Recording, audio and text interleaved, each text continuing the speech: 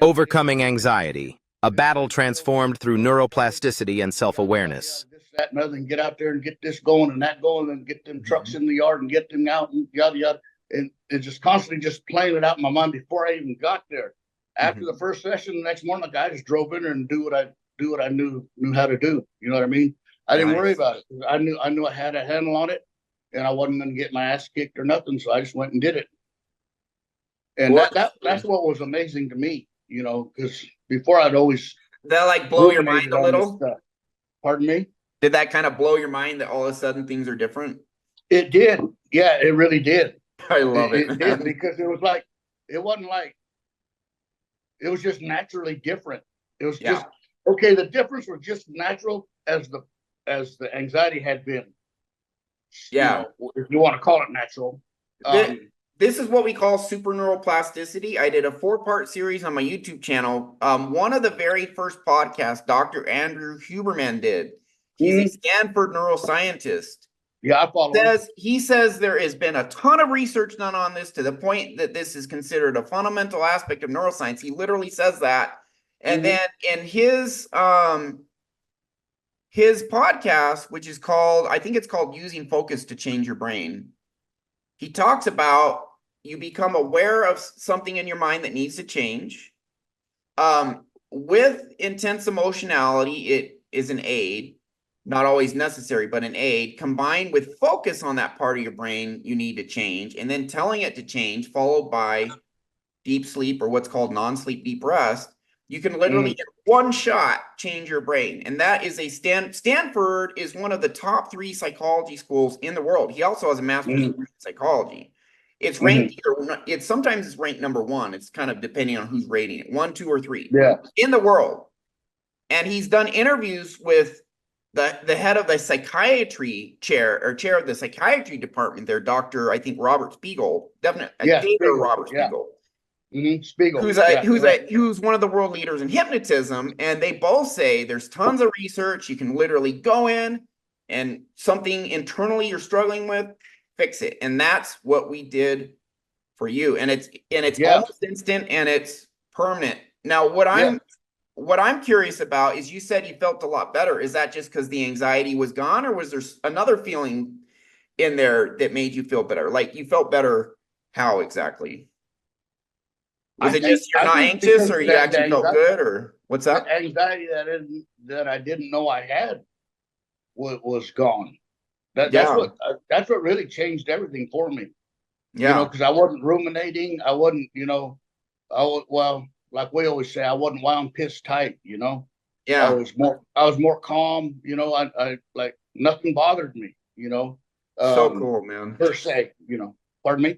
So cool, man. Every time I hear this, it like makes my day. Yeah. Because like I used to have like a ton of stuff messed up with me.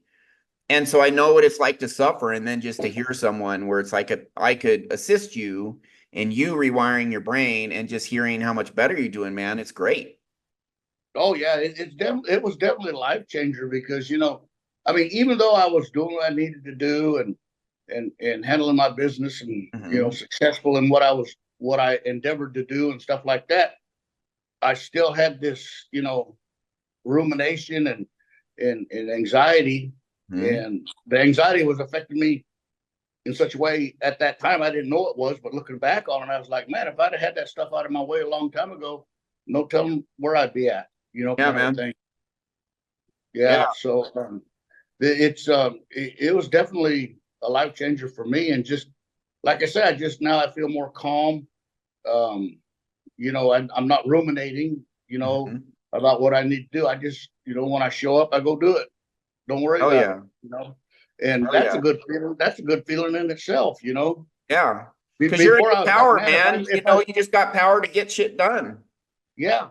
Just do it. Could you imagine, like a boss. Could you imagine for 8, 10, 12 hours or however long you're working, as you're working, you're thinking, man, I better not screw up or get my ass kicked, you know, all day long.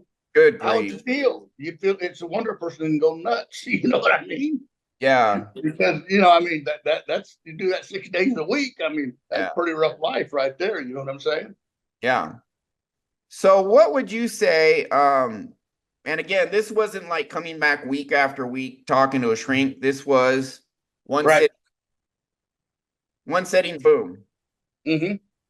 So Yeah. what would you say to other people? Because, dude, there's so many people struggling in this world. You know what I mean? Oh, I know it. I see it. I see it now that I'm aware of this stuff, and You I've see learned it some of the more, stuff right? from listening to you and reading and stuff, and listening Yeah. to Huberman and stuff. I see people like that, and I know what's wrong with them, and I'm like, man, that's a sad way for you to be, Mister. You know. Yeah.